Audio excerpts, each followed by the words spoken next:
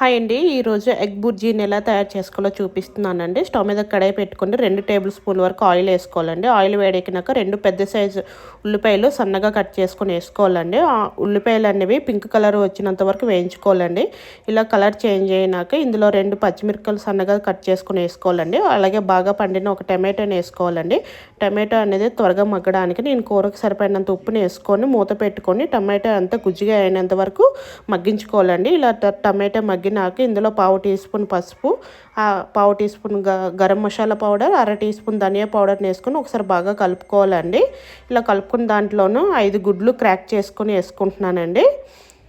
ఇలా క్రాక్ వేసుకొని మూత పెట్టుకొని 1 నిమిషం పాటు గుడ్లు మగ్గించుకోవాలండి. 1 నిమిషం తర్వాత మూత తీసి ఎగ్స్ అనేవి బ్రేక్ చేసుకోవాలండి. ఇలా స్క్రాంబుల్ చేసుకొని నీసు వాసన పోయిందాకా ఈ గుడ్లన్నీ ఫ్రై చేసుకోవాలండి. ఇప్పుడు రుచికి తగినంత కారం వేసుకోవాలండి. నేను 1 టేబుల్ స్పూన్ వరకు కారం వేసుకొని బాగా కలుపుకొని స్టవ్ ఆఫ్ చేసుకోవాలండి. లాస్ట్గా ఉంటే కొత్తిమీర కానీ కసూరి మెతికైనా వేసుకొని కలుపుకొని స్టవ్ ఆఫ్ చేసుకోండి. ఇది రైస్లోకి రోటీలోకి బాగుంటుంది. వీడియో నచ్చితే లైక్ చేసి ఫాలో చేయండి.